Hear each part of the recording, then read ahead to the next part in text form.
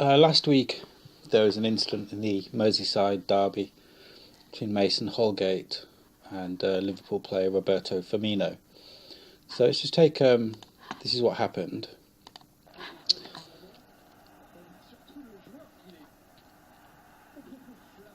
So yeah, basically, as you can see there, the Everton player Holgate. I mean, he deliberately pushes Firmino there. You can see he's looking up. He pushes him high up in the shoulder. Firmino reacts, and then Holgate reacts. And it turns out in the referee's report that Holgate had accused Firmino of, as they say, racially abusing him. So FA probe into allegation that Roberto Firmino racially abused him. They talk about, they'll interview the Liverpool players. They will talk to the referee. It's a full-on FA investigation as to whether Firmino used the N-word. And there were,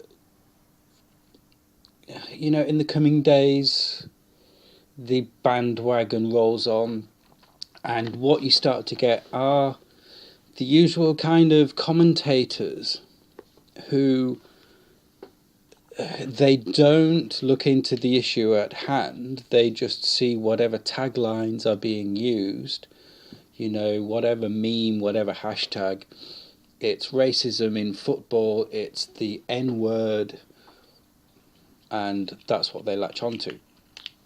So you have here, Liverpool star Roberto Firmino must confess if he's guilty of racist remark.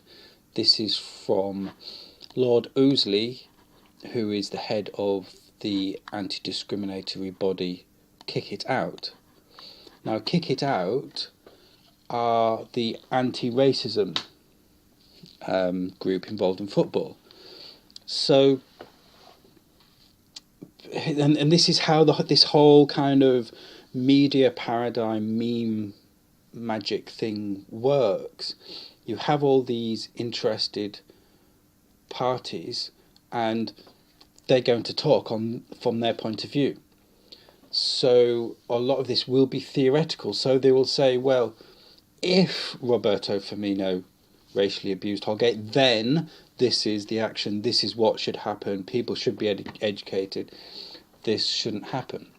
So the way the whole debate was constructed over the following days was in a theoretical world where Firmino had racially abused him.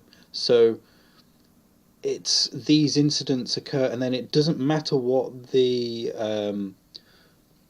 details, what the details and the facts of the incident are. It's how does this fit in with the paradigm? How can we discuss this on breakfast TV, on daytime TV? How can we educate foreign players in this country to how to behave? And that debate is going to continue and going to happen regardless of this, regardless that Firmino is innocent. That debate is going to continue as if it had happened. That's how these things are framed in the public eye. So Firmino will be attached to the guilt of the occasion. Regardless, it will stick. There's no evidence that he used any racist language.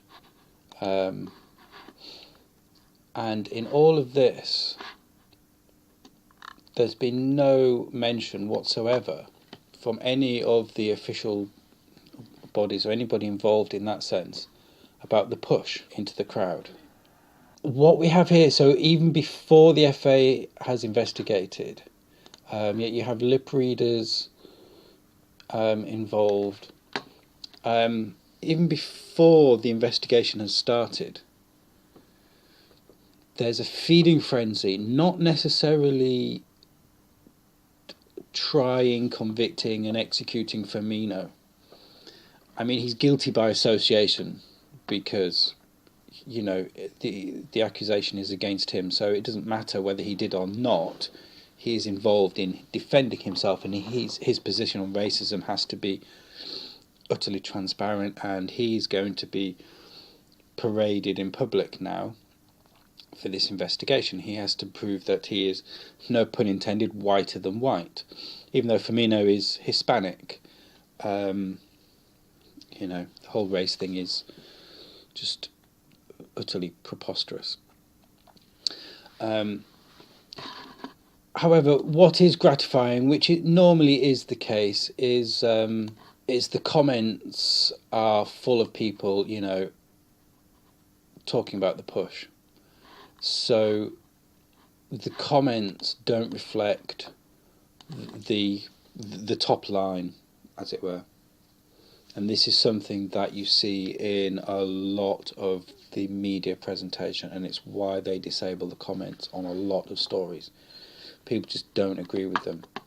And most people see, like, well, if he did, sure, he should get into trouble, but there's no evidence that he did. The referee and none of the other players heard anything like that. He was ranting at him in Portuguese. Thing for Holgate that has now backfired on him is apparently the day after all this, Holgate deleted his Twitter account because of some of the tweets he was coming out with, using phrases like fag, faggot and batty boy. He has come foul there of there's like a victimhood hierarchy, an SJW, modern paradigm, victimhood hierarchy. And a black male is lower on that ranking scale than a gay male. So, Mason Holgate made some, I mean, well, they're called homophobic.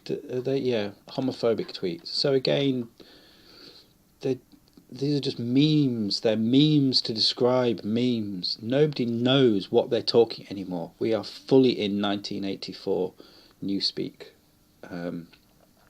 All these conceptualized memes that are based on nothing. I mean, how are they homophobic tweets? Fag, faggot, batty boy. It's how they speak to one another, you know. And I bet you any money Holgate is, you know, if he's using words like fag, faggot and batty boy, I bet he's using words like nigger with his homies, you know, all aping what happens in America.